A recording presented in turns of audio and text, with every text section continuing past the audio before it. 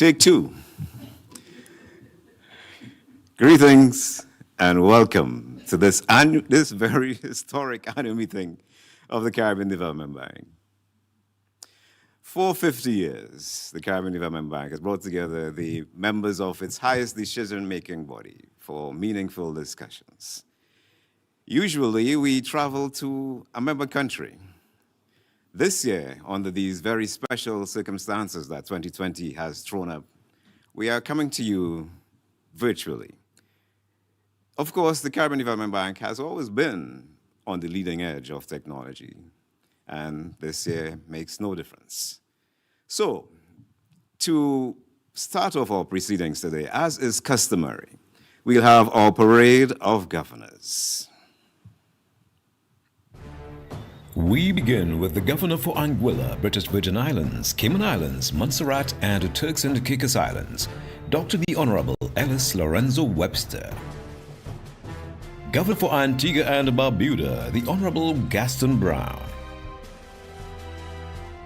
Governor for the Bahamas, the Honorable Kevin Peter Turnquest. The Honorable Mia Amor Motley, Governor for Barbados. The Honorable Dean Barrow, Governor for Belize. Governor for Brazil, Mr. Roberto Fent Jr. Governor for Canada, Honorable Karina Gould.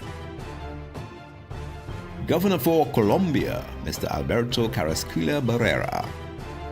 Governor for Dominica, the Honorable Roosevelt Skerritt.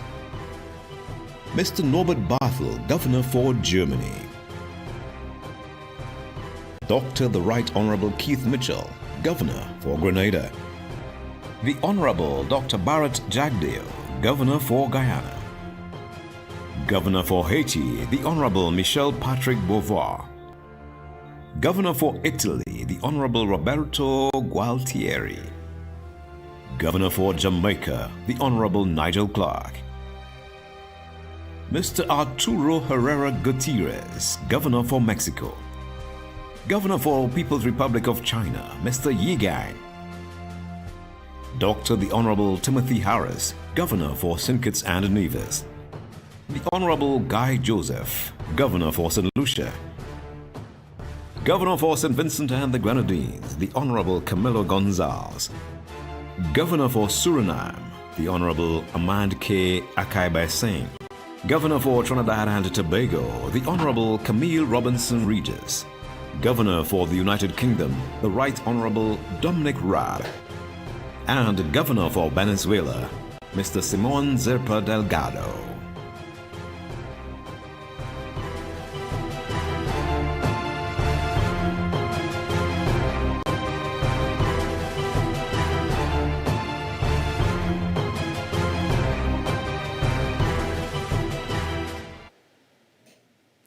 Of course, a very special welcome to all the governors who've taken the time to be with us today. And now I introduce to you the head table, senior members of the staff here at Caribbean Development Bank, starting with the Assistant Bank Secretary, Mr. Volville Forsyth, Vice President of Operations, Diana Wilson Patrick, Vice President, Corporate Services and Bank Secretary, Ms. Yvonne Limones Seal, and President of the Caribbean Development Bank, Dr. William Warren Smith. And now, ladies and gentlemen, it's my great pleasure to turn the meeting over to the current chairman of the Board of Governors. Right Honorable and Honorable Prime Ministers, heads of governments, colleague ministers and other ministers, members of Parliament, President of the Caribbean Development Bank, Dr. William Warren Smith, distinguished governors, alternate governors, and members of the board of directors of this noble institution, our representatives of the developmental and multilateral community, vice presidents and other members of staff of the Caribbean Development Bank, delegates, guests, and members of the media, ladies and gentlemen, good morning. On behalf of the government and peoples of the Commonwealth of the Bahamas, I wish to extend a warm welcome to all delegates. It is indeed an honor and a privilege for the Bahamas to host the 50th annual meeting of the Board of Governors of the Caribbean Development Bank, and for me to serve as chairman of the Board of Governors during this historic first virtual meeting of the bank. By choice, we would have preferred to host you in the islands of the Bahamas, but such is the reality we face today. Virtually every part of this planet is being impacted by a still raging global pandemic that has reshaped the lives as we know it, and here in the Bahamas, we are no different.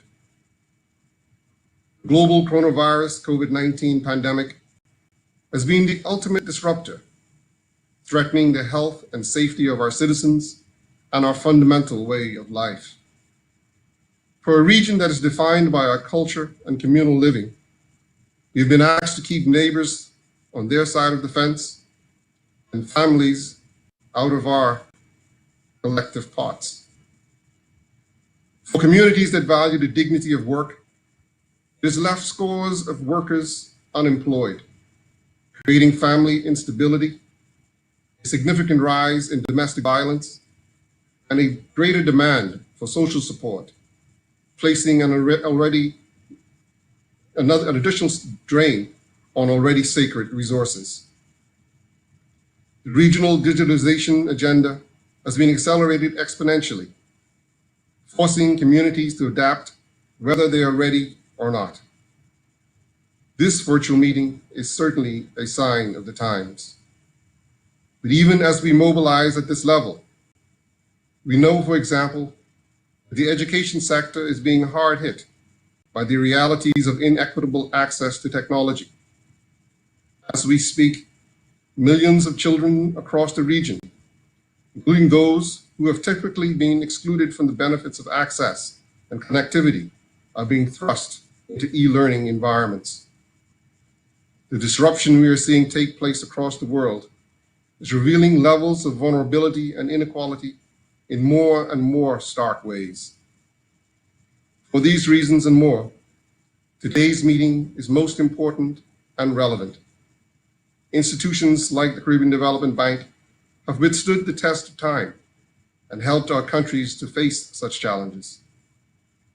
As we mark the 50th anniversary during the era of COVID-19, it is important that we recognize the strength of the institution in furthering our collective efforts and aspirations for sustainable development.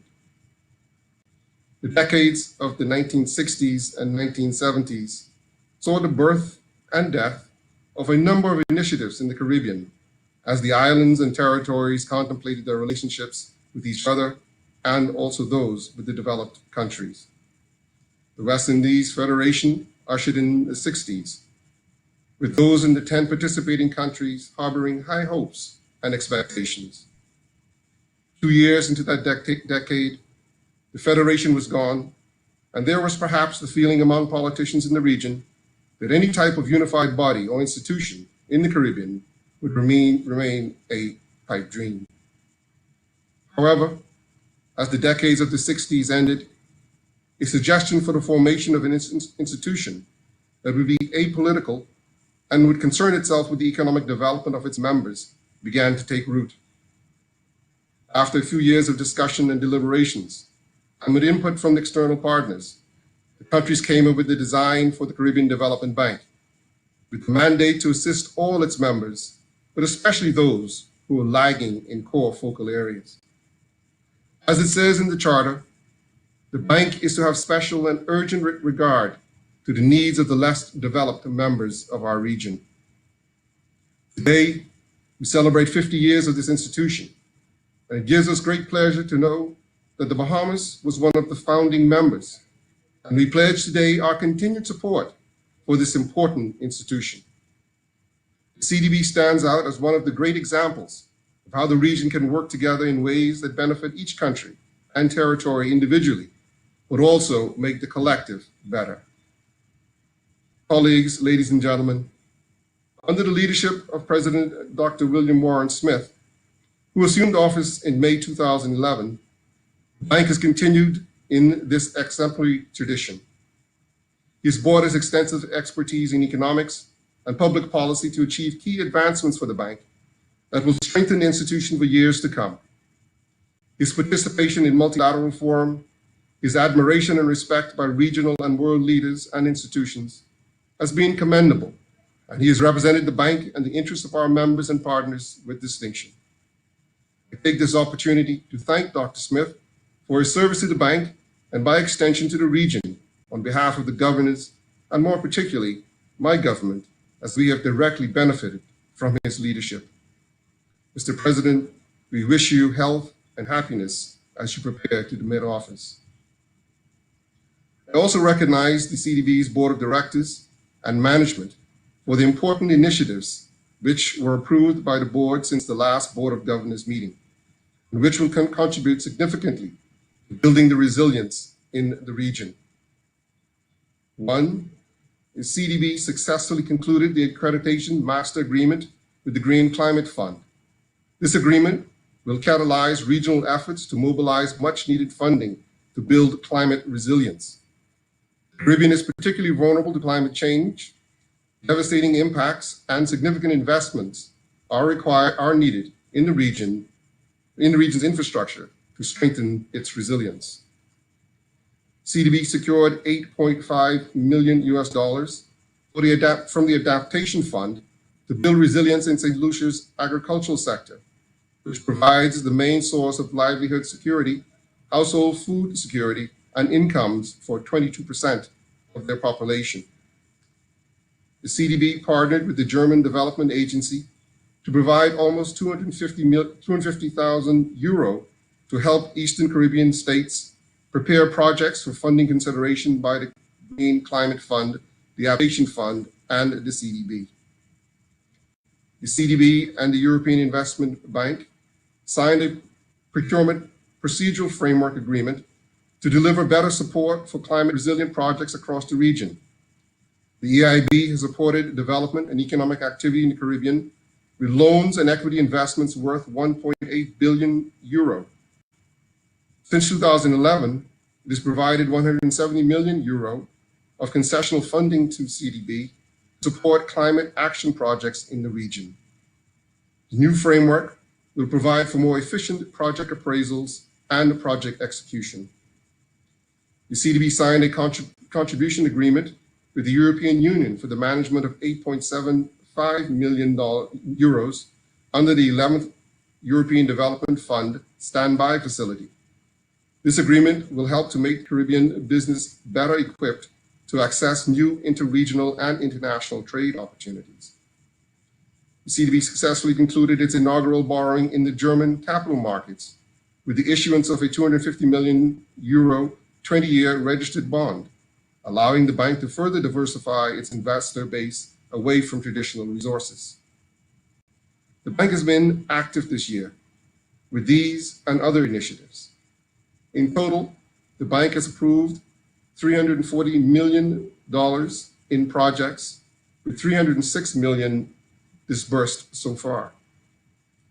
I take this opportunity again to formally register the gratitude of the Bahamian people to the Caribbean Development Bank, its president and staff, for supporting our recovery in the aftermath of a catastrophic Hurricane Dorian.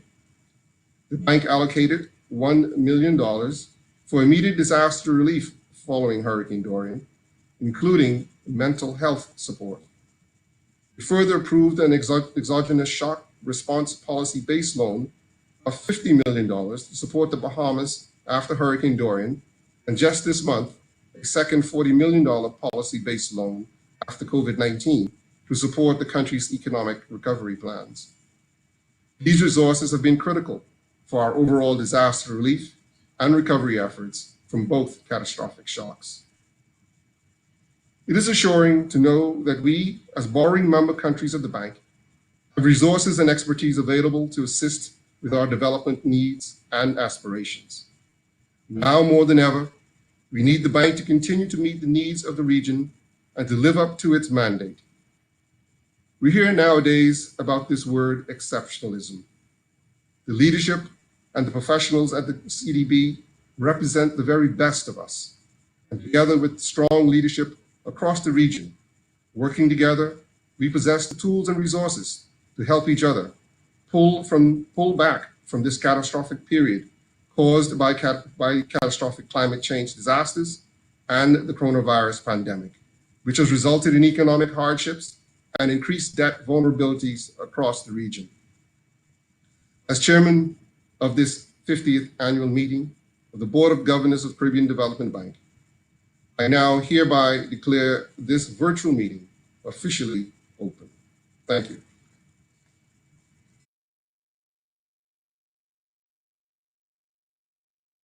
Smith to make a statement.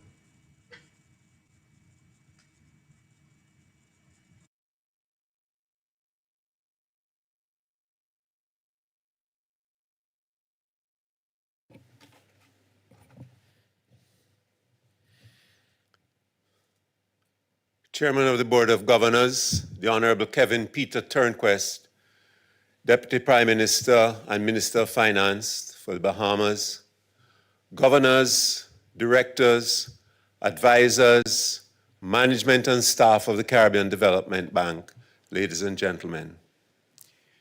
I knew it was going to be a difficult job to speak in the wake of Minister Turnquest. He's a formidable speaker, and he stole much of my thunder. But guess what, ladies and gentlemen? This is history, and I want it recorded. So I'm going to repeat some of what the chairman said this morning, but I'm going to elaborate a little longer. This is my last chance. So, ladies and gentlemen, more than 9 years ago, I stood before this esteemed body to deliver my first statement to the Board of Governors as the 5th president of the Caribbean Development Bank. My emotions in that awesome moment, as I looked out at the packed auditorium, were an amalgam of pride, anxiety, and determination to deliver credibly for my CDB team, for our directors and governors who had supported my candidacy, and of course, for Anne-Marie Irvin, my wife, coach, critic, and indomitable supporter. Early in that presentation, I suggested that CDB's biggest challenge is, and I quote, to reinvent itself so that it can be sufficiently nimble to cope with the new and different realities of its borrowing member countries and to respond quickly to their changing needs and priorities. That reference to reinventing ourselves was informed by the impact of the international financial crisis of 2007 to 2008 and of the Great Recession of 2008, which even after it was officially over in the United States, persisted from 2010 to 2014 and beyond in several European and most Caribbean economies. Needless to say, those developments, the impact on international financial markets, and the economic fallout of the Great Recession posed serious challenges for the Caribbean Development Bank and for its borrowing members. Business as usual was clearly not going to be an option for us at the CDB. As one of the architects of the Strategic Plan 2010 to 2014 at CDB, I readily accepted responsibility for championing our leadership role in reducing poverty and inequality in our region when I assumed the presidency. We felt then that the route to this goal was via the attainment of sustainable, inclusive, and equitable economic growth and building resilience to external shocks.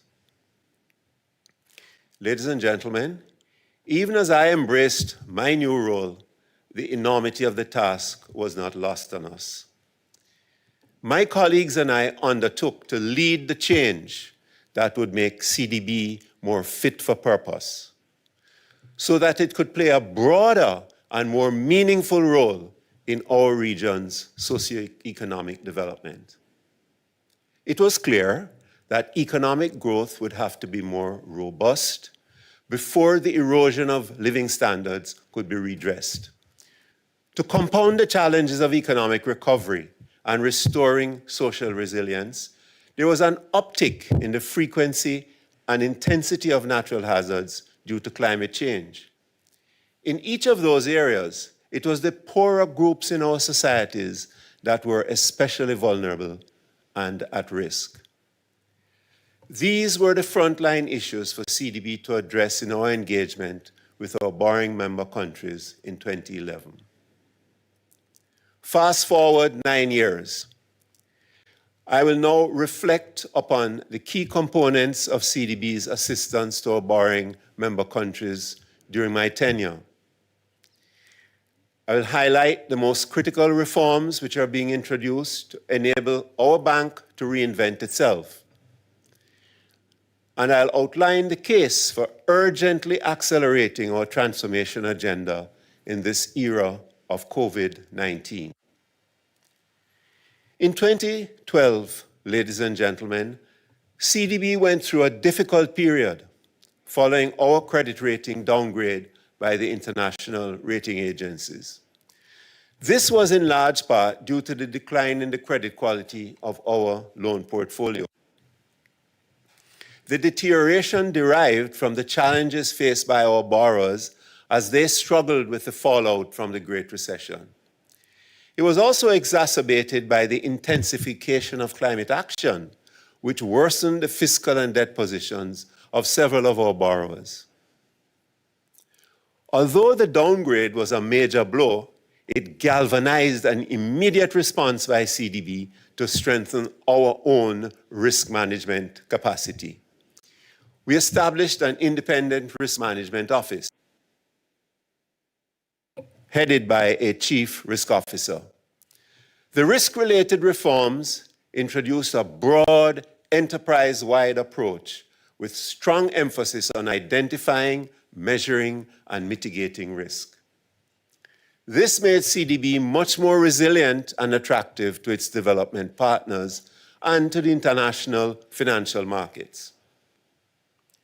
The monitoring of concentration risk and the introduction of best-in-class capital adequacy metrics have positioned us to remain as a valued development partner in the Caribbean. The subsequent two-notch upgrade of CDB's rating to AA+ has allowed us greater access to the capital markets and to preferred investors. The result has been low borrowing costs to our clients. We adopted a comprehensive program of other internal reforms that reinforced CDB's governance framework and improved its transparency and its accountability. Those reforms strengthened the stewardship of the bank and the overall board and management oversight. Let me just share some of these with you. They would include, 1, increased independence in the evaluation function with a new policy framework and redefined reporting relationships. 2, a restructured and upgraded internal audit function. We created an Office of Integrity, Compliance, and Accountability, and the adoption of a strategic framework for integrity and accountability, which is aligned with international best practice. And we introduced stronger accountability and results focus with the mainstreaming of management for development results. Ladies and gentlemen, with the intensification and increased frequency of climate events, CDB restructured its operation function by introducing new expertise to focus on mainstreaming social and climate resilience, renewable energy and energy efficiency, and gender equality in all of our work. We also enhanced our clients' engagement, first with the establishment of a satellite office in Haiti, bringing us closer to the clients and promoting stronger donor coordination in that country.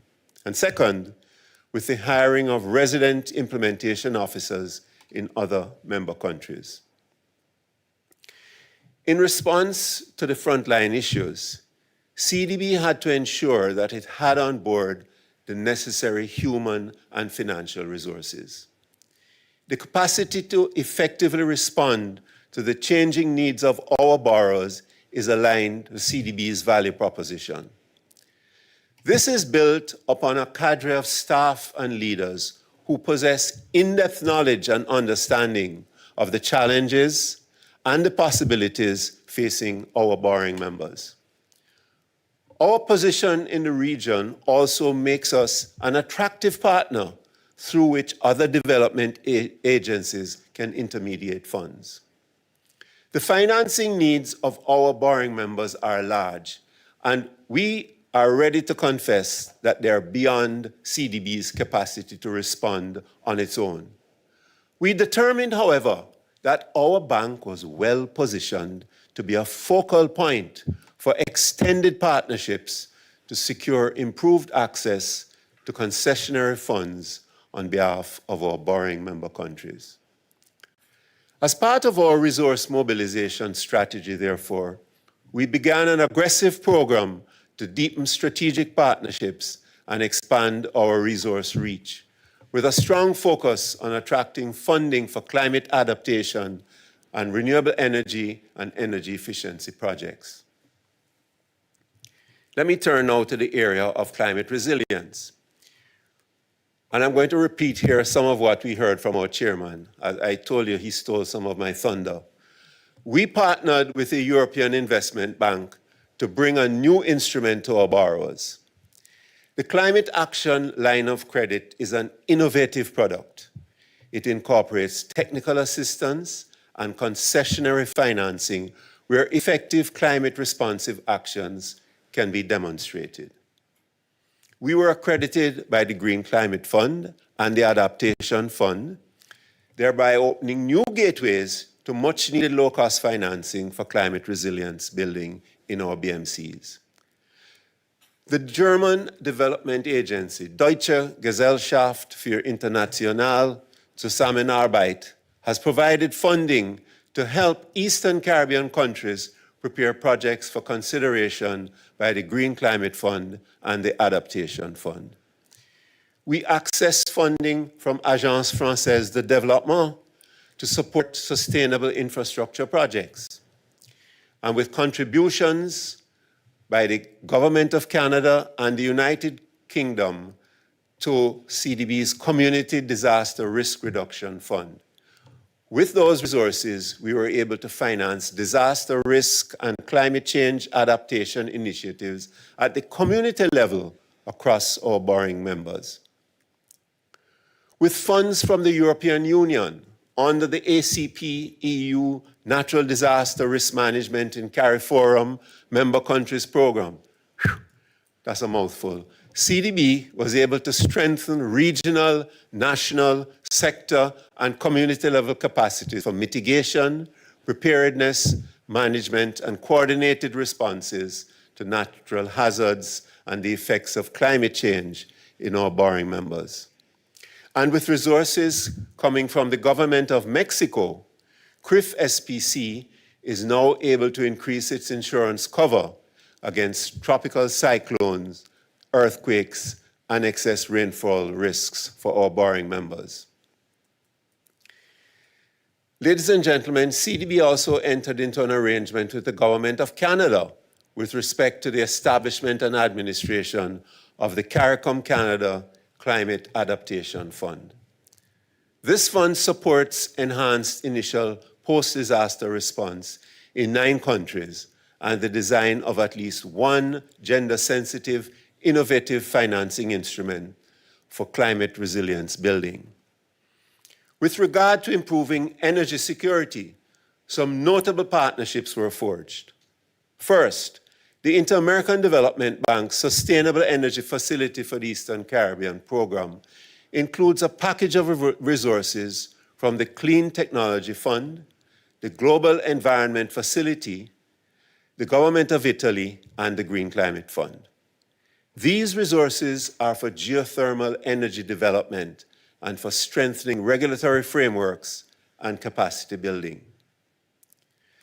The Government of Canada provided resources to establish the Canadian support to the energy sector, in the Caribbean Fund to strengthen regulatory frameworks and for project preparation. The European Union's Caribbean Investment Facility made available funding for the Sustainable Energy for the Eastern Caribbean program.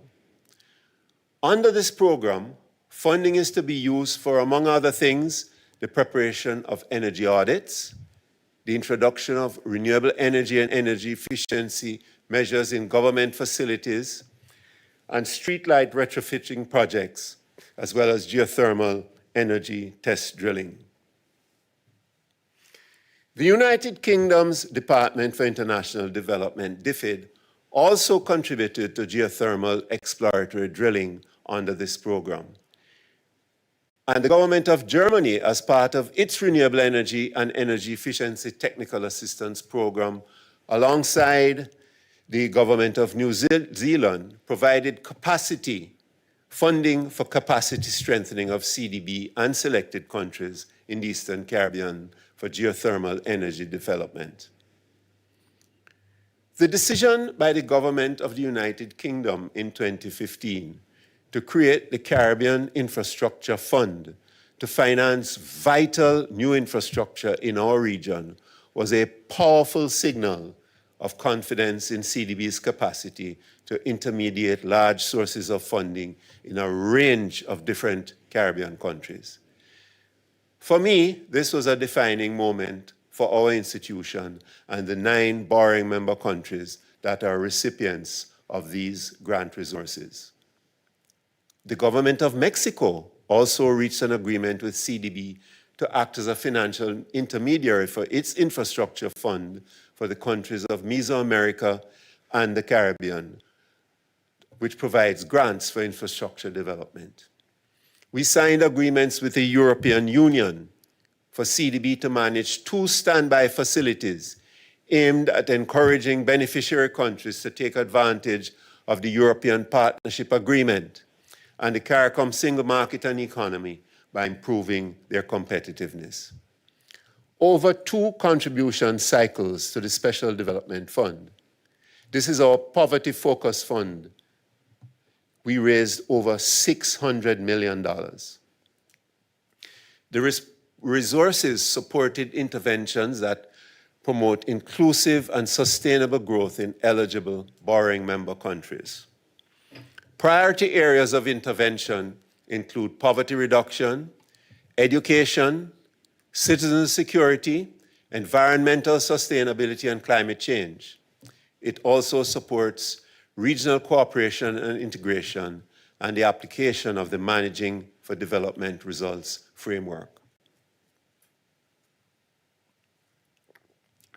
Ladies and gentlemen, I have spent a long time describing the partnerships that we have. I did it for a very specific reason. We want you to know that we have the capacity to attract resources from several different sources, but we also want to express our gratitude to these partners who have helped us to be a better institution. So, how has CDB been financing our borrowing member countries? Let me just share some numbers.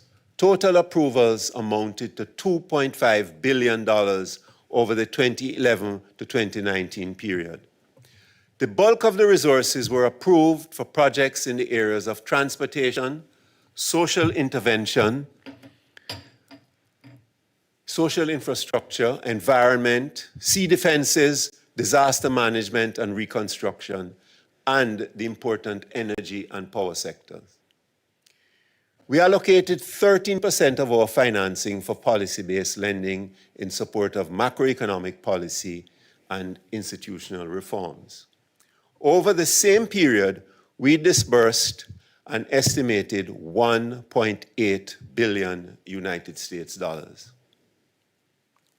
Ladies and gentlemen, Barbados, Belize, Jamaica, the Virgin Islands, and the member countries of the OECS collectively were among the top beneficiaries. Despite the setbacks caused by COVID-19, we are anticipating total approvals in 2020 to reach $470 million, and disbursements to be in the order of $367 million. We reached several milestones in the past 10 years. For example, we set up our first fund dedicated to supporting community-based interventions for disaster risk reduction. We introduced climate resilience into the design of all infrastructure projects. We provided grant funding for the de-risking of the exploratory phase of the geothermal energy production. We mainstreamed gender across all our entire lending portfolio. We redesigned the Basic Needs Trust Fund program to make it more efficient. And for the first time, we made funds available for psychosocial support in the aftermath of a national disaster. During the 10-year period, CDB financed almost 2,000 kilometers of roads. In addition to helping to narrow the infrastructure deficit in the region and improve access to social and economic services, we also ensured that these roads were built to more resilient climate standards. 60 communities benefited from interventions in disaster risk management. These interventions are designed to reduce vulnerability and to strengthen the capacity of residents to cope during and after events. We improved learning conditions by building human capital through investments in over 1,600 classrooms and training some 13,000 teachers. These initiatives have benefited 469,000 students across our region. Continuing, we enabled 62,700 households to access improved water and sanitation services. This was made possible by the installation or upgrading of over 800 kilometers of water supply lines in several countries. The robustness of CDB's value proposition to its clients is not, however, absolute. Appreciating this reality, our management team recognized the urgency of further transforming our own institution. This new phase of the initiative commenced with restructuring and refocusing our information technology infrastructure. It was undertaken in consonance with an examination of the efficiency of our most critical business processes. The objective is to deploy new technologies which will enable CDB to be more responsive to its clients, to eliminate waste, and to reduce administrative expenses.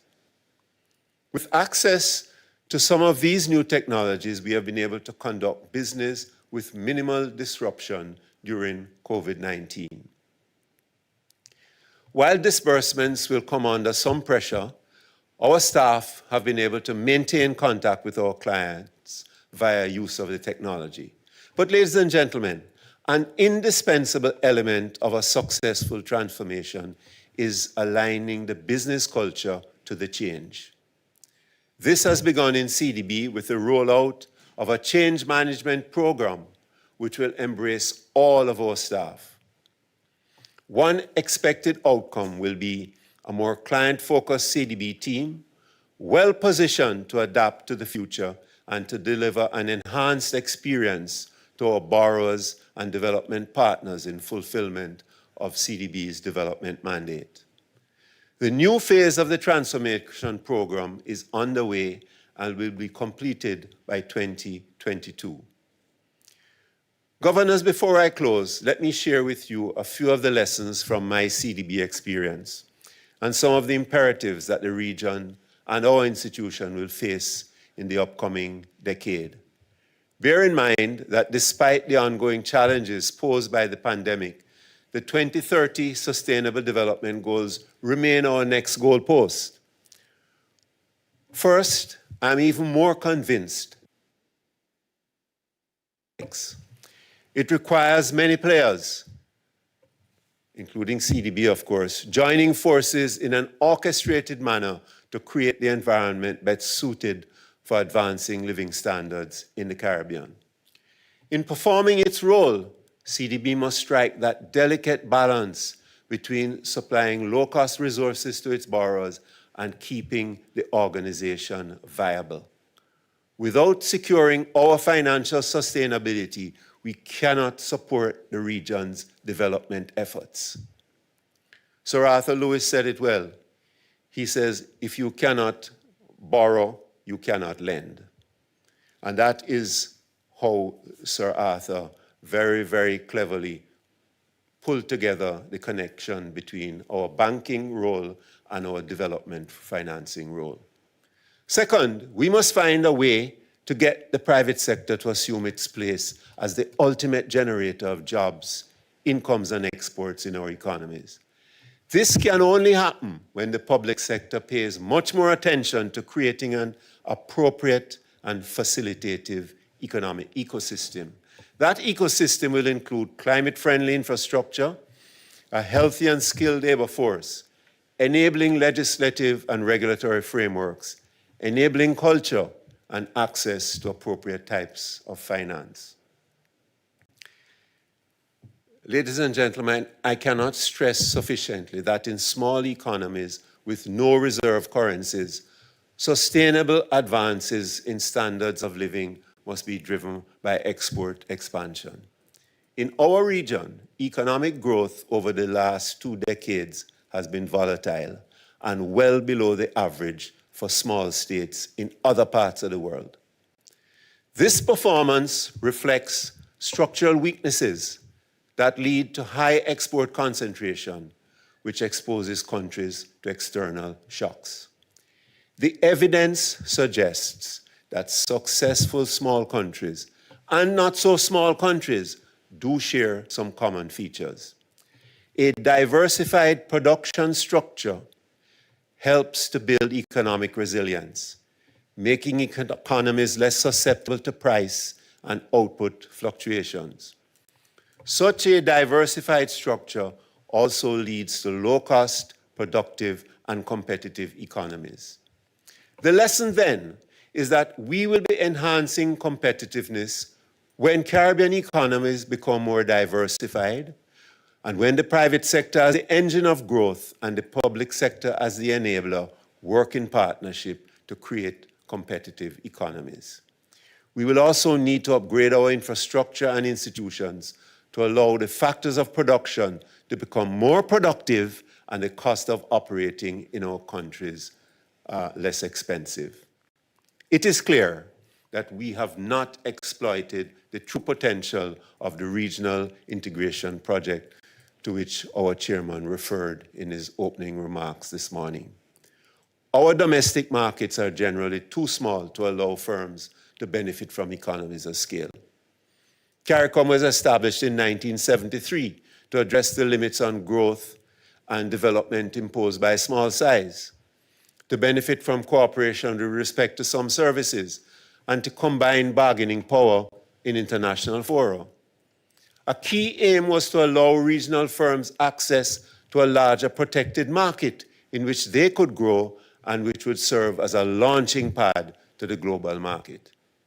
Ladies and gentlemen, in 2001, the Treaty of Chaguaramas was revised to set up a roadmap for establishing a single market and economy in light of the changing global landscape. Unfortunately, 57% of the required actions remain outstanding, with most of the progress made being with respect to trading in goods and in promoting a common market in services and skilled labor. I believe that the full potential of the integration movement has been limited by significant non-tariff barriers to trade, a lack of harmonized investment codes, tax incentives, and macroeconomic policies and restrictions on capital mobility. I confess that I share the view of the Bruce Golding-led commission that, and I quote, "The value of regional integration, notwithstanding the current wave of economic nationalism in various parts of our world, is as relevant and useful and perhaps more urgent today than it was at the inception," unquote. The last 10 years have reinforced my conviction that we must address all facets of resilience, and we encourage all of our borrowing member countries to do so. In the next 7 months, I will be completing my second and final term as CDB president. Ladies and gentlemen, colleagues, what a journey it has been. Soon I'll be closing this chapter and moving on to my next career, retirement.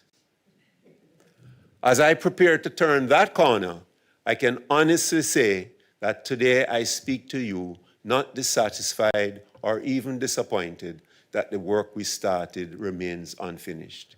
We had a vision, but there was no illusion that this would be fully realized in my first term or even my second. I speak not to bemoan the slow progress within the regional agenda and that CARICOM leaders have yet to deliver on the dream of the CARICOM single market and economy.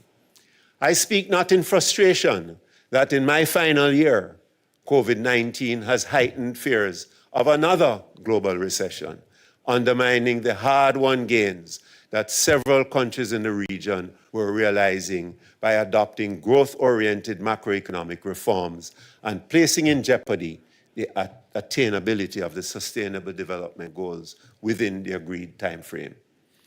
Instead, I speak with pride about the progress made and the bank's achievements over the past 10 years.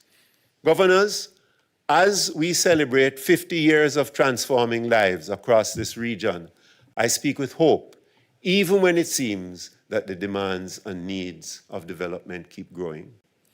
I see hope for a renewed interest in multilateralism and recognition of the specialized role that multilateral development banks like CDB play in coordinating development assistance after and during events like COVID-19 and in planning the recovery in a much more systematic and sympathetic way. I speak with unapologetic optimism and join with those borrowing member countries that are undeterred in their quest towards the 2030 deadline for the achievement of the Sustainable Development Goals and of development status within the next 2 decades. We had already begun to see glimmers of success taking shape in those countries that had embraced tough but necessary reforms to create conditions of sustainability at all levels. Behind the dark cloud of COVID-19, there is always room for us to do better. The pace of innovation is accelerating. I see in the fourth industrial revolution the promise of an increasingly borderless world and the opportunities for creativity and innovation more widely available and more accessible, especially to the young and disadvantaged people of our region. I speak with confidence that our ongoing transformation program is creating a solid framework for the adoption of best practices and for increased operational excellence by CDB. And I speak with conviction that my amazing CDB family will support the new leadership of this institution and pledge to work as a team united behind goals and objectives. Mutual trust and respect will arm you with the courage to maintain the momentum of the transformation program, taking CDB to a much higher level of strength, modernity, and agility. We need to seize the moment. In the words of Tim Fargo, opportunity doesn't make appointments. You have to be ready when it arrives. Ladies and gentlemen, Chair, I thank you.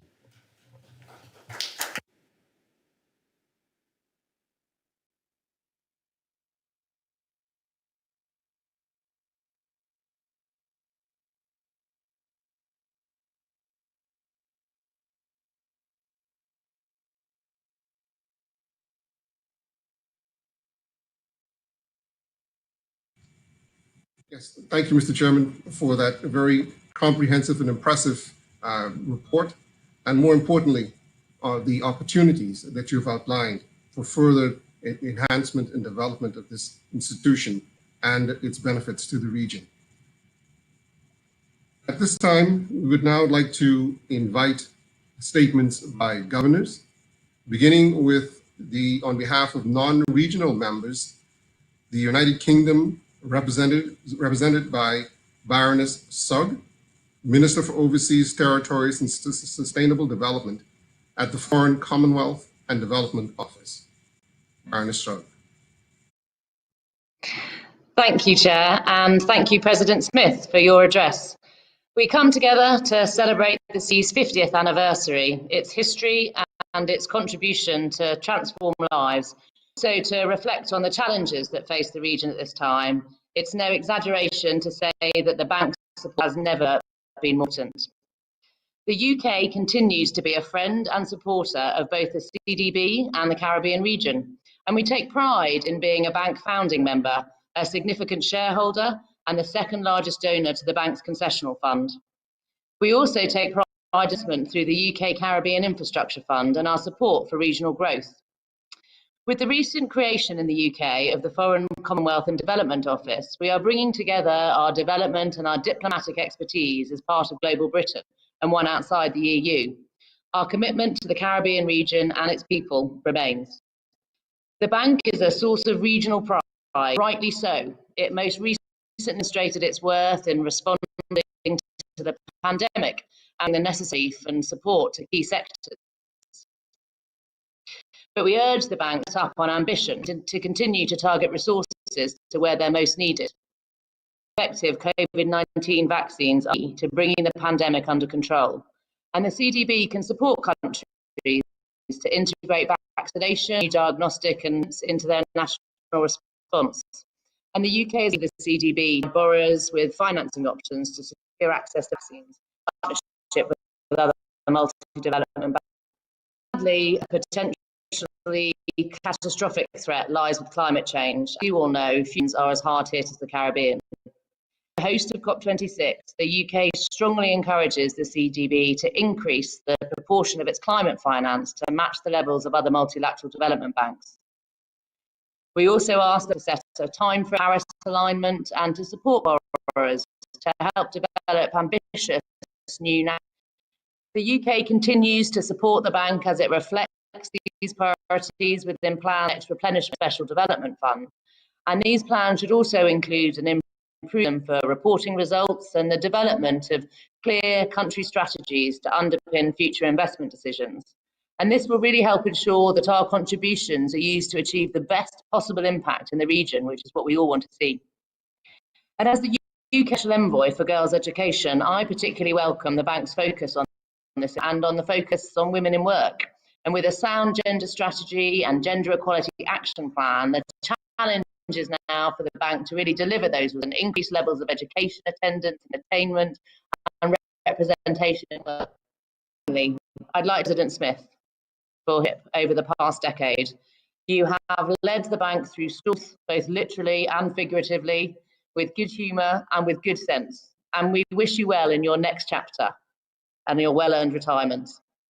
Your successor will have a tough act to follow, including to continue your work to reform and strengthen a bank that's truly responsive to the needs of the region. And the UK stands ready to continue our relationship. Thank you.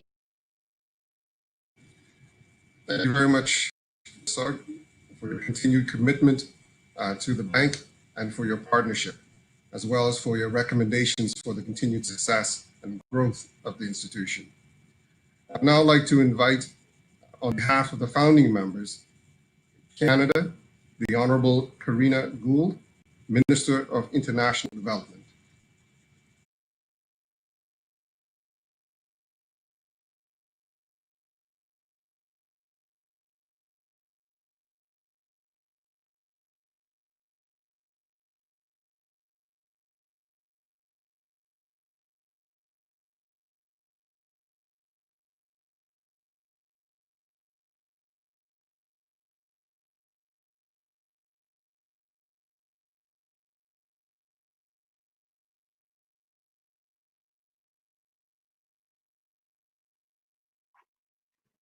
Yeah, okay.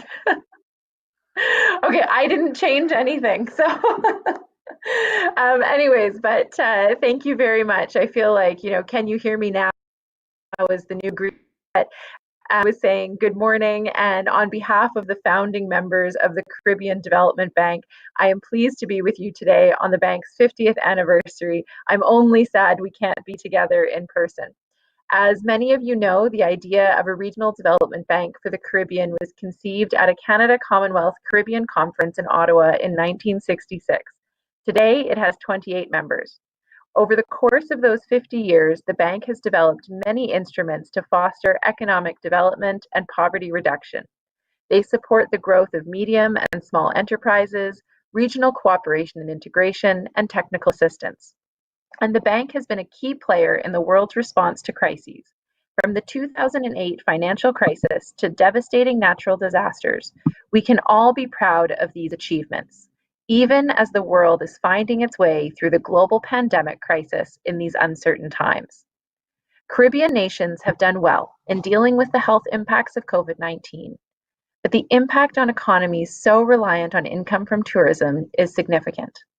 In the short term, the bank has stepped up to address the pandemic, and Canada was pleased to join the board in approving additional resources for personal protective equipment, debt relief, and socioeconomic responses. We know that much more will be required. In the Caribbean, as in other parts of the world, the pandemic will require a reset to rethink how we do everything from food security and health systems to climate action and a surge in gender-based violence. In the coming months, I know that the bank will bring new energy and innovation in its work with partners to build even greater regional resilience to the risks brought on by natural disasters, climate change, and the pandemic. In the context of COVID-19, we will be looking at the particular vulnerabilities of small island developing states. Throughout, the bank has adapted and evolved to respond to the needs of its borrowing member countries. And here, Mr. Chair, I would like to recognize the example of the Government of Bahamas as it brought together the CDB and other multilateral partners to pursue economic stability and resilience. I can assure you that Canada will continue to stand with Caribbean countries when it comes to improving climate action. That is why in February this year, Canada announced $61.5 million in new initiatives to help Caribbean countries bolster their climate and economic resilience, build capacity, and use technical assistance and innovation to find new solutions. Canada sees its partnership with the bank as an integral part of our overall engagement in the region. This year, we launched the $20 million Canada CARICOM Climate Adaptation Fund, a partnership with the CDB to provide disaster risk insurance to the bank's borrowing members. Canada continues to be at your side. That is why we are working with you to raise the concerns of small island developing states in a series of global discussions on financing for development and COVID-19. World leaders, finance ministers, and the private sector and civil society have been developing options to build back better, informed by the knowledge of leading experts in every field. Yesterday, our Prime Minister, along with Prime Minister Holness of Jamaica and UN Secretary General Antonio Guterres, convened heads of states, governments, and international organizations for the second high-level event on financing for development in the era of COVID-19 and beyond. During the meeting, Prime Minister Trudeau announced an additional $400 million in international development funding this year to ensure that the development gains made over the last decade are not lost, and that progress continues towards achieving the SDGs.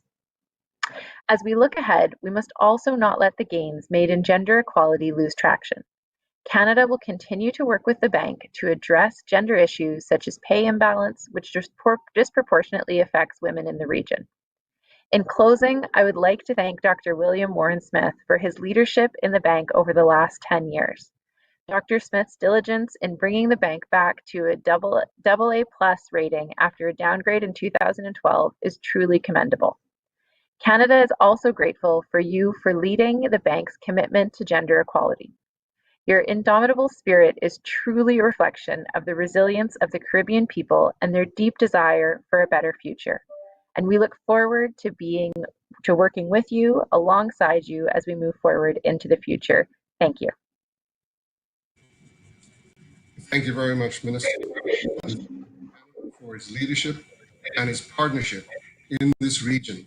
You have certainly been an invaluable resource for us and on all of the multilaterally multilateral agencies. You have demonstrated your commitment and support for this region, and we are eternally grateful. Thank you.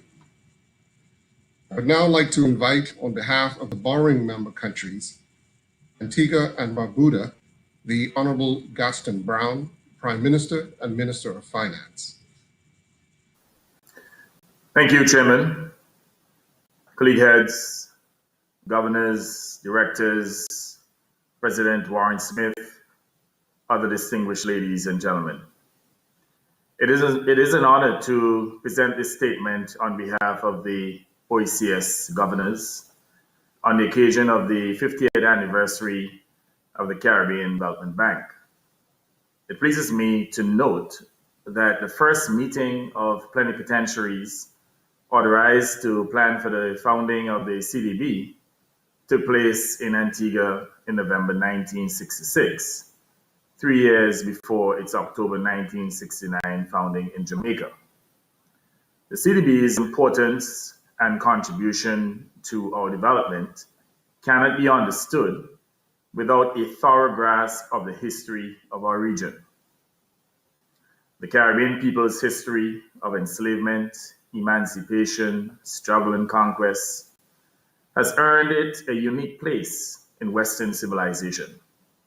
Hence, it is no longer uncommon in our parts to hear references being made to the Caribbean civilization, a concept which acknowledges the peculiar path traveled by our people, first via ships originating from all major continents of the world, destined to the West Indies, and then the unimaginable adjustments made by our ancestors to make this part of the world their home. It was indeed a long journey from 1492, when Columbus first set foot on a Bahamian island, to 1962, when Jamaica and Trinidad hoisted their flag as the first independent countries in the English-speaking Caribbean. Riding a wave of national consciousness and with growing confidence in the abilities to direct their own affairs, Grenada, Dominica, St. Vincent and the Grenadines, St. Lucia, Antigua and Barbuda, St. Kitts and Nevis, all sought and won their sovereignty, ending 3 centuries of colonial rule. During the 1950s and 1960s, our governments were already contemplating institutional arrangements that could be put in place to facilitate the development of our people and region in areas such as education, agriculture, trade, finance, law and order, and justice. By 1960, all Anglo-Caribbean countries had secured adult suffrage, which conferred upon adults the right to vote, irrespective of income and social status, and which focused our collective minds on the concept of citizenship and its responsibilities. By this time, we were openly unaccepting of social injustice, racial inequality, and wide economic disparity. Workers' rights were being championed, and these issues were being unabashedly discussed among an increasingly confident, organized, and emboldened citizenry. It is no surprise, therefore, that the dynamic early decades of the 20th century served as the crucible that produced scholars of global renown, artists and athletes of international acclaim, and institutions that could hold their own amongst the best in the world. Sir Arthur William Lewis, Sir Vere Cornwall Bird Sr., Sir Welland Bradshaw, Sir Isaac Vivian Alexander Richards, the University of the West Indies, UE, and the Caribbean Development Bank, CDB, to name a few bright stars in the Caribbean constellation. The CDB was the right institution, created at the right time to help bridge the harsh realities facing Caribbean people with their aspirations for more equitable social and economic participation in the Caribbean space. The West Indies Federation did not achieve its goals, but we were far from giving up on the notion of community. In fact, we were, to quote Black Stalin, one race, the Caribbean man from the same place, the Caribbean man that make the same trip, the Caribbean man on the same ship, the Caribbean man. By way of an agreement signed in Jamaica in October of 1969, the Caribbean Development Bank came into being in January of 1970. The article of agreement, which captures its raison d'etre, states the purpose of the bank shall be to contribute to the harmonious economic growth and development of the member countries in the Caribbean, hereinafter called the region, and to promote economic cooperation and integration among them, having special and urgent regard to the needs of the less developed members in the region. As a member state of the OECS, Antigua and Barbuda can certainly attest to the faithfulness of the Caribbean Development Bank to its purpose, particularly as it relates to the less developed members of the bank. The CDB has contributed immensely to the socio-economic development of the region. I can speak authoritatively, for example, on the CDB's role in resolving the financial sector stability issues, which had threatened a decade ago to undermine the banking sector here in Antigua and Barbuda and the remaining members of the Eastern Caribbean Currency Union.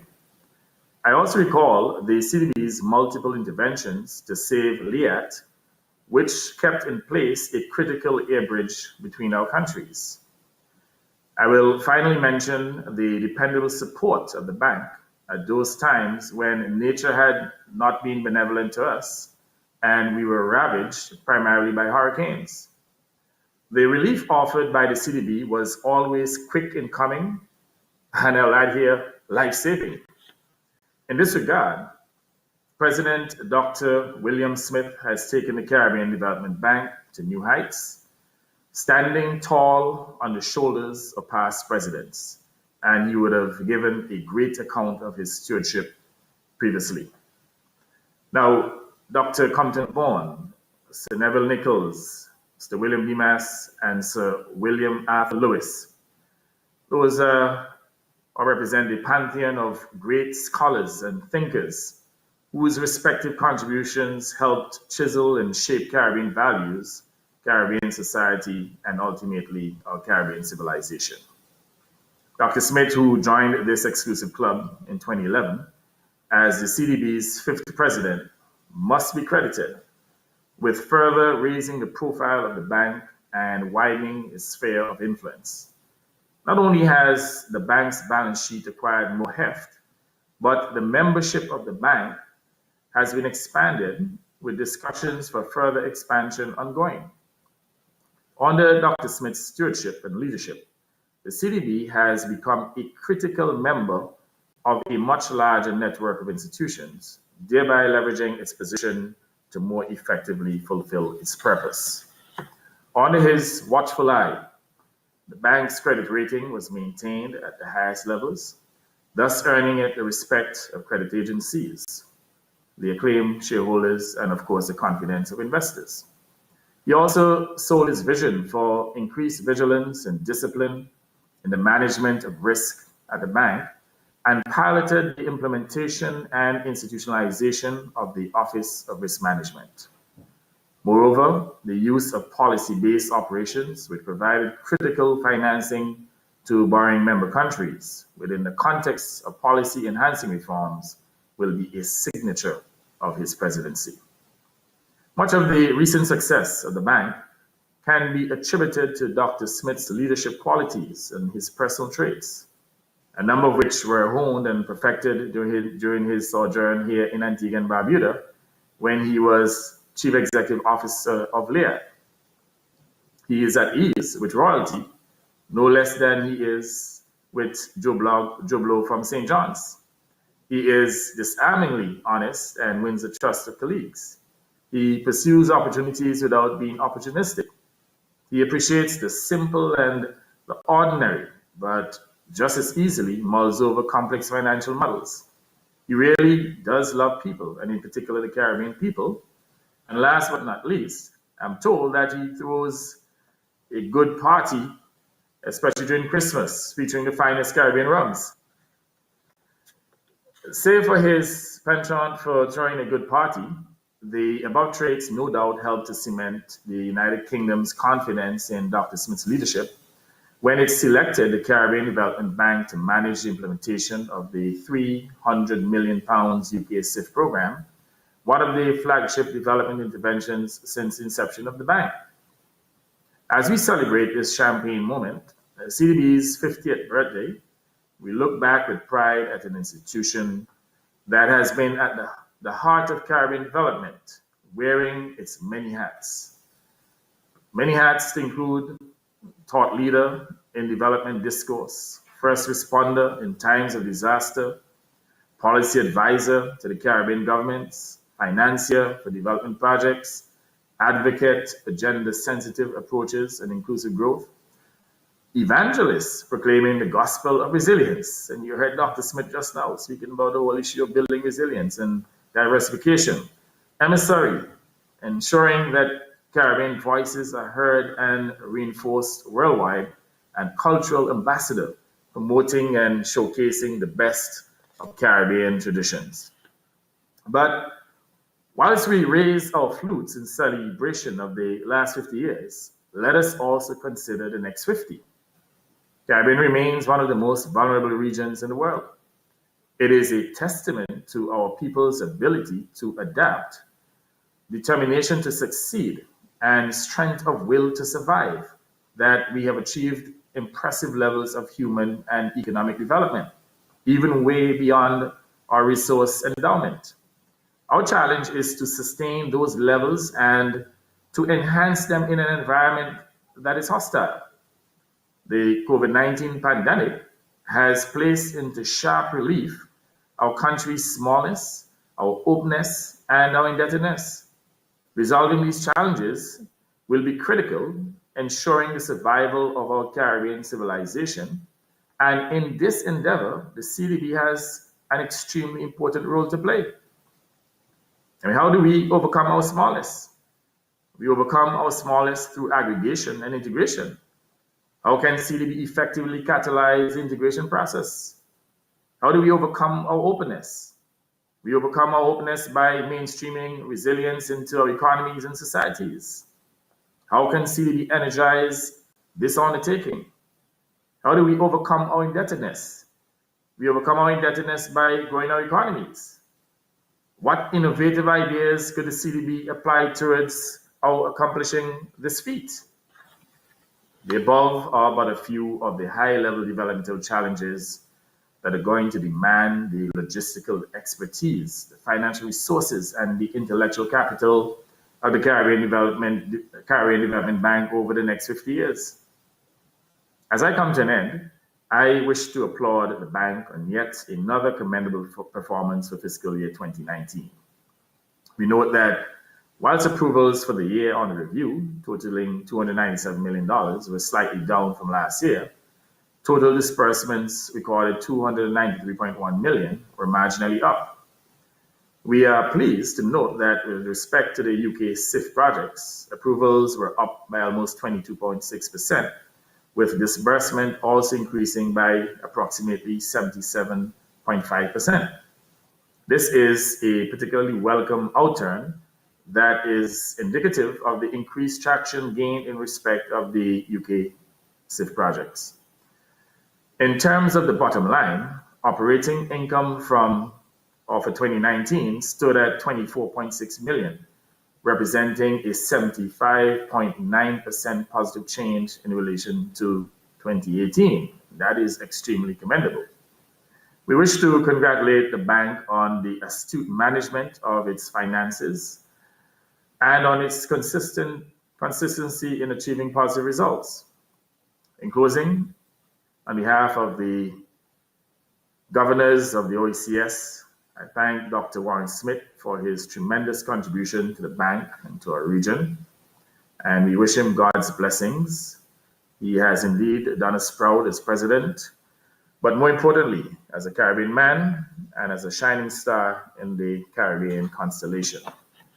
To the next president, we wish him, or her for that matter, every success, and we pledge our unqualified support as you shoulder the weighty responsibilities of the presidency, being patently aware of the importance of this august institution in determining the trajectory of the Caribbean civilization. Finally, to all crew members and board of this Caribbean enterprise, I wish you God's blessings. Thank you again, Mr. Chair. Thank you very much, Governor Brown, for outlining the history and the investments and the value of this institution to our region. And of course, the contributions of our esteemed president. We'll now have just a brief change in the agenda, and we will now go to Colombia and come back to Jamaica. Colombia, on behalf of regional non-borrowing members, a statement by Ms. Lina Maria Mondragon Atunduaga. I hope I got that. I know I messed it up. Please do apologize. Thank you very much. So on behalf of the regional non-borrowing member countries, Mexico, Brazil, Venezuela, and Colombia, we would like to share some words and reflections in this annual meeting. The ties that bind Latin America and the Caribbean are strong and profound. The situation the world is going through at this time makes us stand in solidarity with the peoples and governments of the region as we all encounter the human, social, and economic impacts of the COVID-19 pandemic, experienced especially through the loss of livelihoods, the disproportionate loss of life along vulnerable populations, and the economic losses that have profound consequences.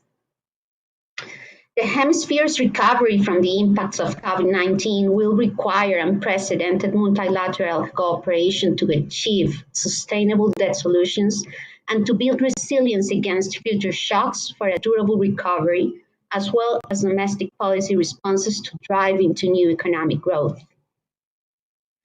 In this context, we consider that multilateral development banks have a fundamental role in the development of our countries, not only through financing on favorable terms, but also by providing technical support for the formulation and implementation of public policies, projects, and by creating a bridge to facilitate cooperation between countries through the exchange of information, knowledge, and good practices. Considering then that Latin America and the Caribbean countries together represent the second most disaster-prone region in the world, with events such as floods, drought, extreme temperature, and major hurricanes having severe consequences on livelihoods, infrastructure, and economies, sustainable recovery in the aftermath of COVID-19 will be further threatened by climate change, demanding us special mitigation measures and adequate development plans.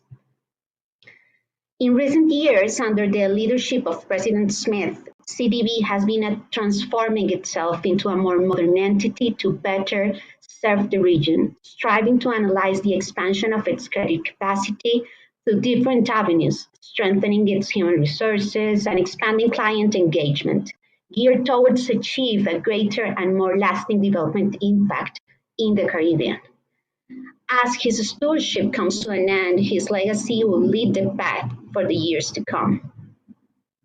Today, we celebrate the first 50 years of CDB's work and its evident relevance in the development of the Caribbean.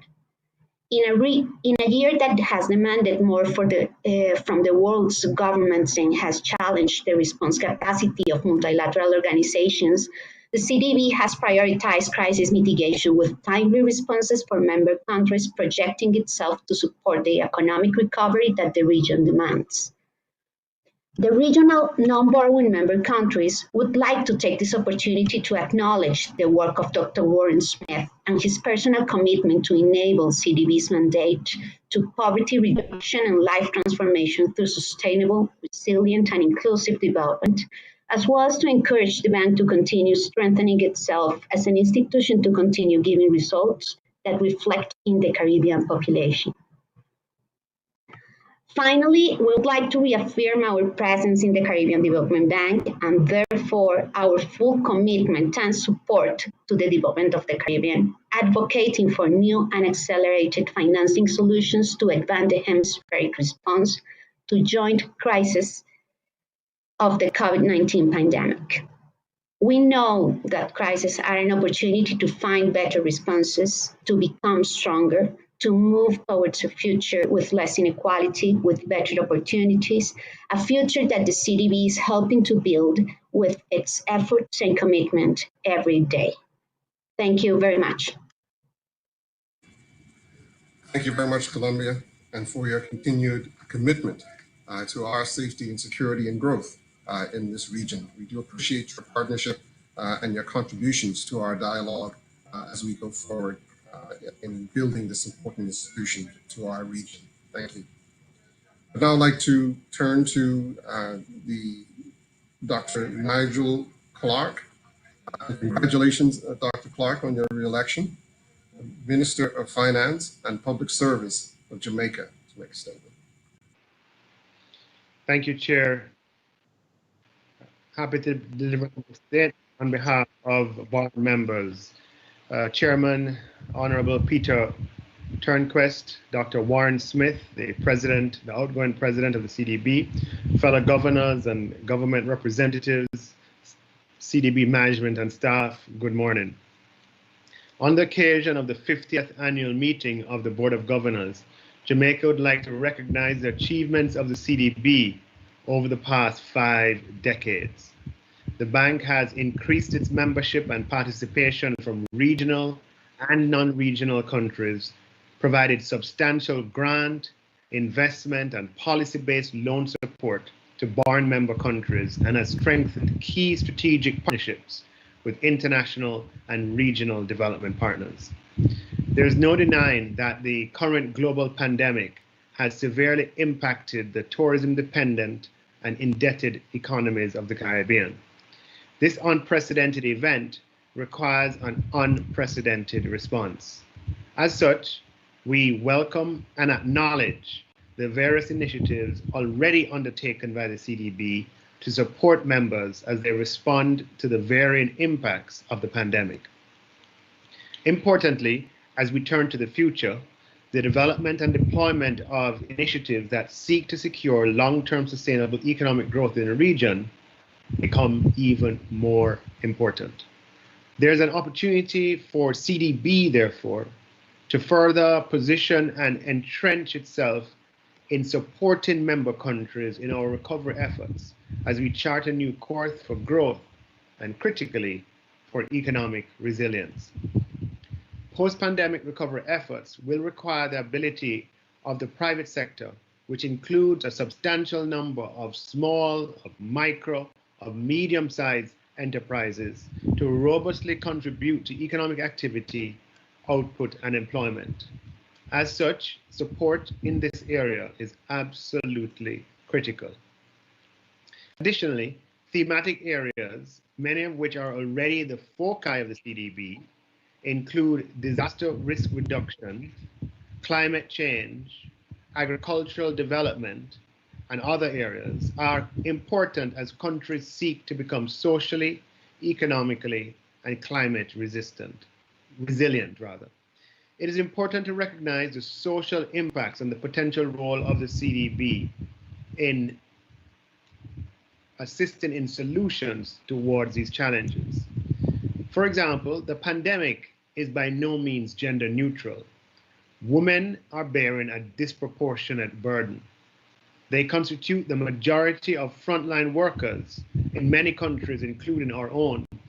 They're highly represented in small and medium-sized businesses that are affected. And schooling from home imposes additional burdens that are skewed towards the female gender. And in addition, evidence suggests that violence against women has increased during the pandemic. I believe, therefore, that there is an opportunity for the CDB to consider gender-based initiatives in its response to the crisis. And our response collectively cannot be gender blind and must incorporate a gender element. Before I conclude, I'd like to use this opportunity to thank Dr. Warren Smith for his excellent stewardship over his tenure as president. The accomplishments of the CDB under his leadership are many and are varied. and we are all better off as a result of his tenure as president of the Caribbean Development Bank. Jamaica would like to acknowledge Dr. Smith's sterling contributions to the growth of the Caribbean Development Bank. Finally, the CDB plays an important role in the sustainable development of its members, and that this role has become even more critical in light of the current pandemic and the resulting social and economic impacts. Now is a time for the CDB to, on the occasion of its 50th anniversary, to renew its efforts and its commitment towards the development of the region, especially at this critical time. Thank you, ladies and gentlemen.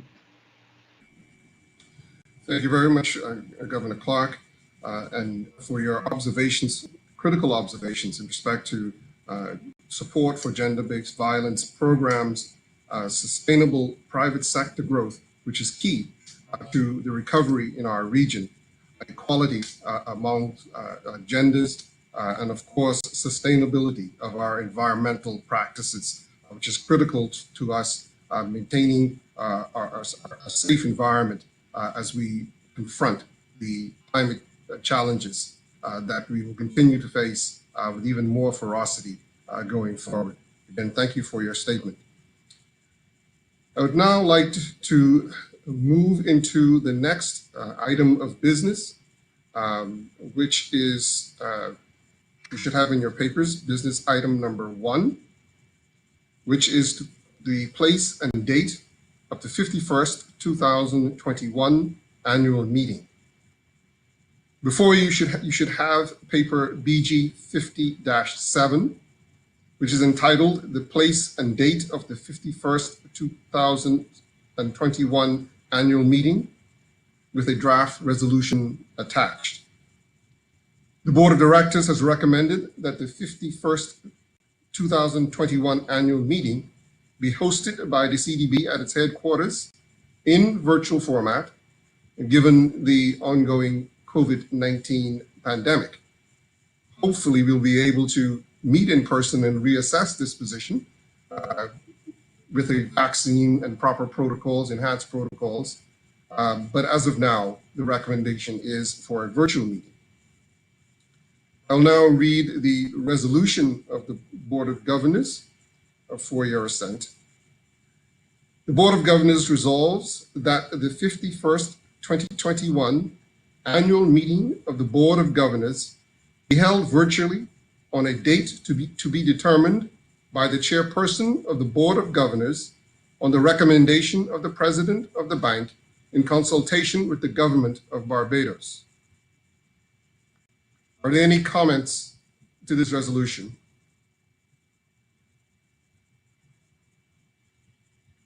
There being none, may I take it that the resolution entitled Place and Date of the 51st 2021 annual meeting is agreed to? Thank you. The resolution is adopted. We'll now turn to business item number 2, which is the election of officers of the 51st 2021 annual meeting. This paper has not been circulated, but it is usual for the new chairperson to be the governor of the country where the next annual meeting is to take place. Since it is proposed that the meeting be held virtually at CDB headquarters in Barbados, it is recommended that the new chairperson be the governor for Barbados. The governor for Barbados has confirmed our willingness to act. Regarding the appointment, however, of the vice chairs, can we have your suggestions?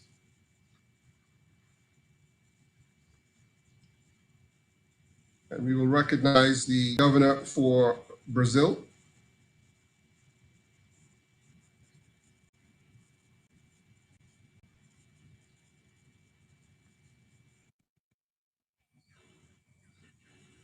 Brazil is not there.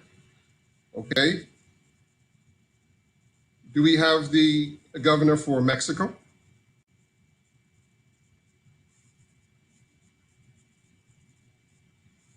Sorry, the governor for Germany. The governor for Germany?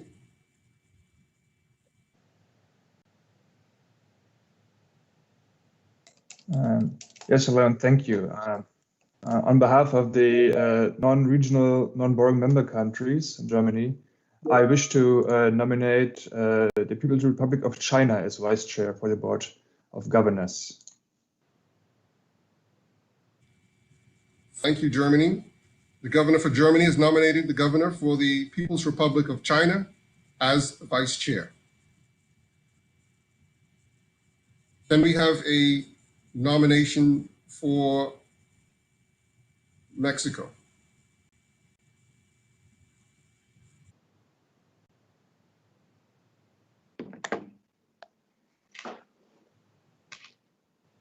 Hi, good morning, everybody. So just do I need to say something as the governor of Mexico to nominate myself, or I just...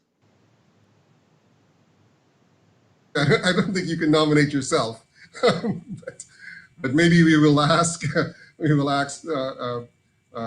Barbados. Would you please nominate the member for Mexico? Mr. Chairman, Barbados will happily do so. The governor for Barbados has nominated the governor for Mexico as one of the vice chairs. Can we have a second? Sorry.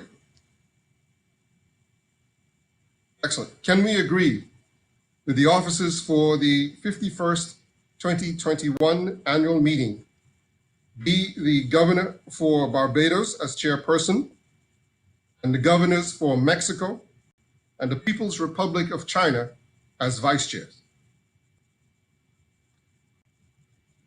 I will now read the resolution. The Board of Governors resolve that the governor for Barbados be elected as chairperson, and the governors for Mexico and the People's Republic of China be elected as vice chair to hold their respective offices until the election of officers at the end of the 51st 2021 annual meeting of the Board of Governors. Is there any comment?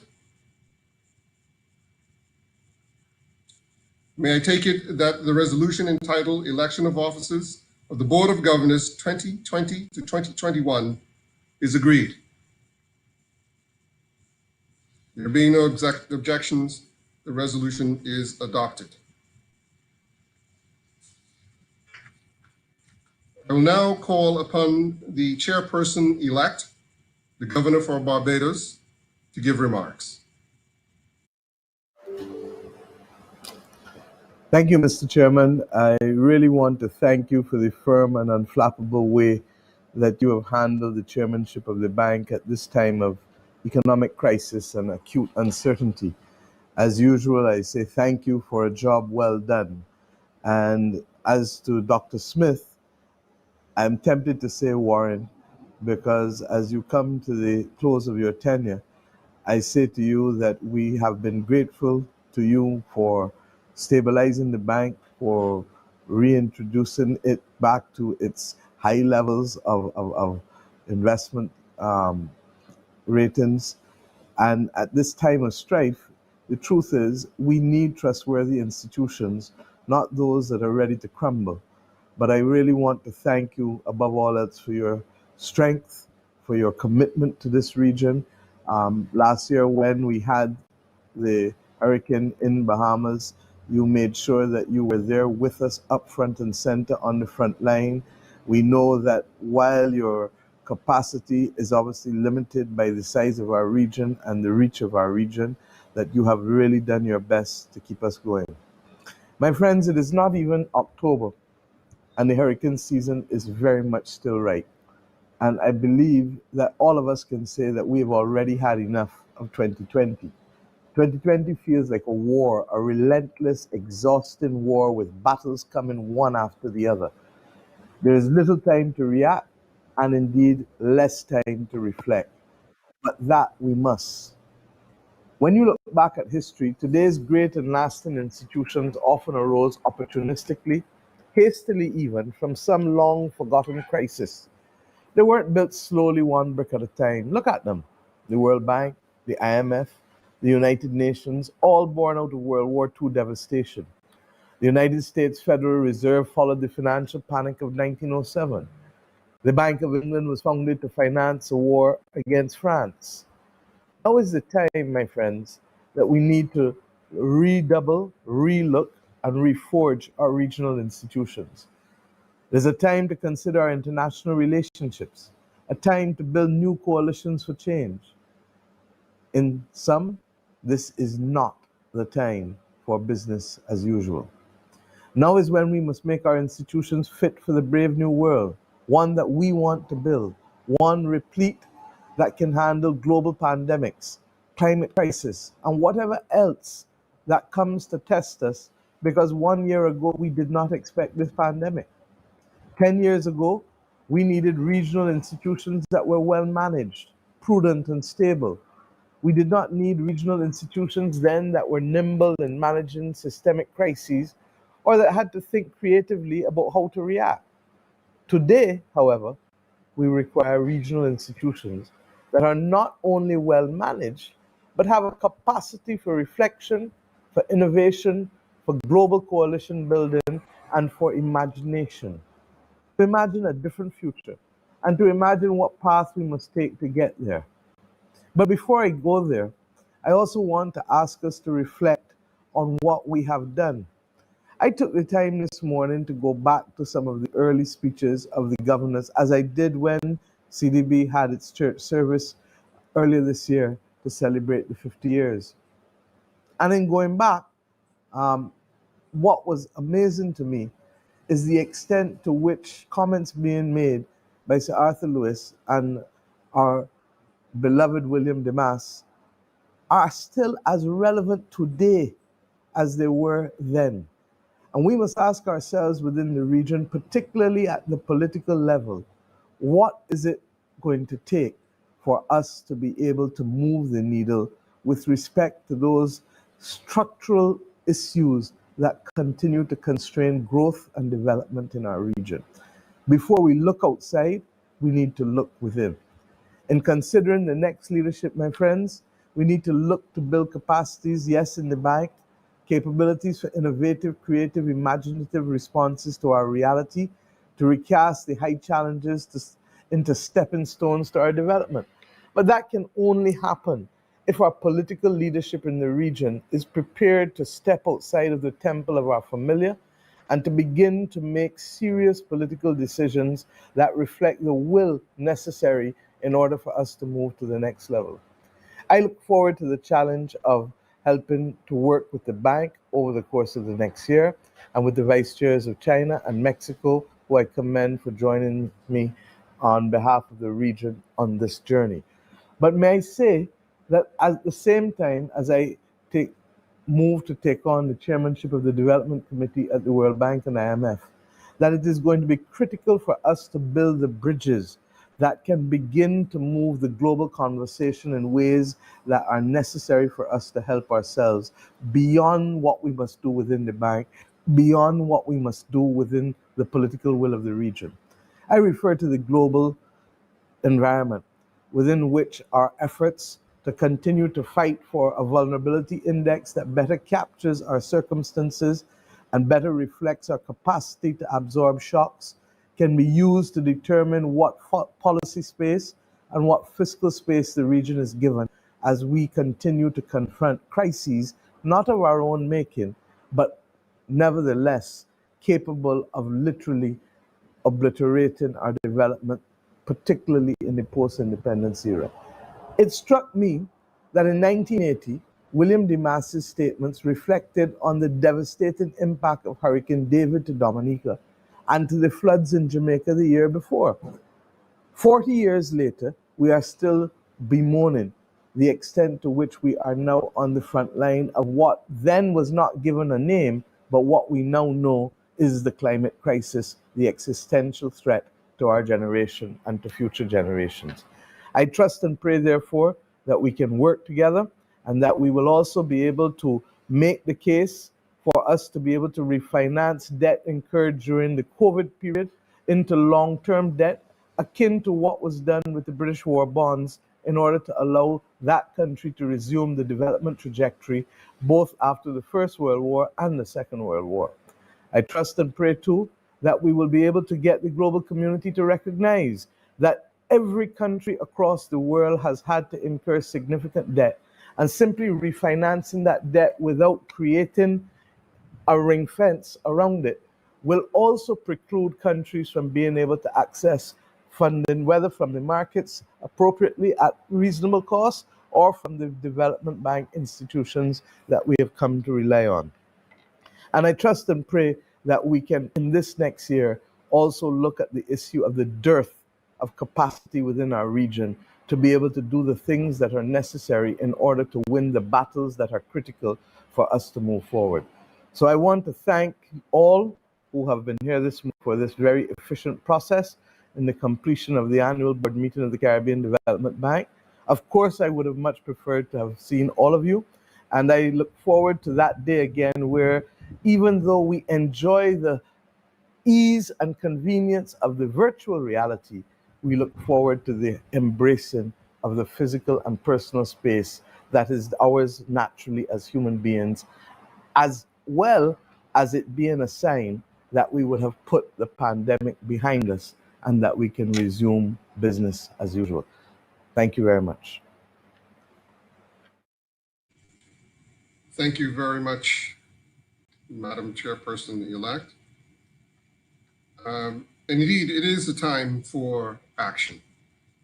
In fact, for pro-action on the many challenges that confronts our region: sustainable development, climate resilience, access to finance, competitive rates, right to determine tax policies, and conduct global trade without threat of blacklisting and exclusion from markets as a result of delisting. So this is a challenging period. I have no doubt your record suggests that you will be equally successful in this role as well as in your role with the World Bank. We certainly look forward to your leadership and to the substantial contributions you and your team of vice chairmen of Mexico and the Republic of China will bring to the bank over the next year. Thank you. I will now call upon the president of the bank to give his closing remarks.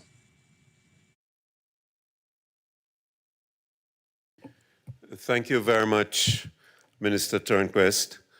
First of all, let me start by thanking you for the manner in which you have carried out your duties as chairman of the Board of Governors.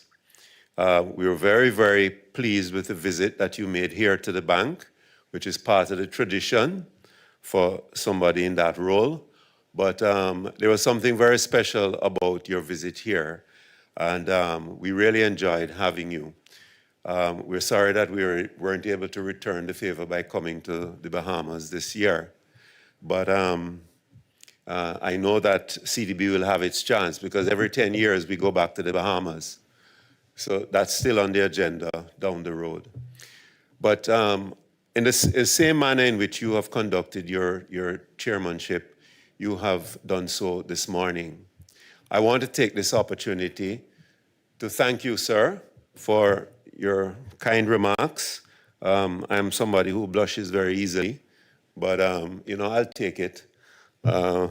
Maybe I'm not as wonderful as yourself and others have described me, but what I can tell you is that I have a hell of a wonderful team here at the Caribbean Development Bank, so that they help me to look better every day. So I also want to take this opportunity to welcome the new chairperson of the board. I'm still not sure how exactly we deal with the gender issues in that particular space, but I think I know Prime Minister Motley very well, and she knows that I'm trying to do the right things and say the right things. So we welcome Prime Minister Motley as the new chair. And I won't be around, but I know that our leaders will ensure that she carries out one of her duties before the next annual meeting, which is she's going to have to come to the bank, even if it's virtual. She's going to have to come here and have a meeting with our staff. It's almost like a very important part of our tradition. But she knows where to find us. So I also would like to congratulate the vice chairpersons from Mexico and China. I like the distribution, the geographic distribution of the choices. And let me just close by saying thank you very much to all governors, directors, and others who participated in this very unusual annual meeting of the Caribbean Development Bank. It went reasonably well, I think. We had a few little hitches with the technology, but generally I thought it went very well. And thank you for the, let me say thanks also personally again for the nice things that were said, perhaps a little more effusively than I deserve, but the kind remarks of other governors as I exit left, as they say in the acting business. So in closing, thanks once again and enjoy the rest of your day, ladies and gentlemen. Goodbye. Chair, before you you proceed, I understand that the chairman-elect has a few words that she would like to share with us.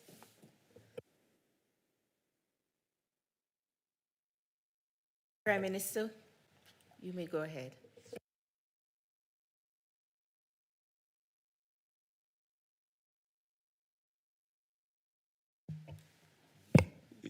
Your mic is muted.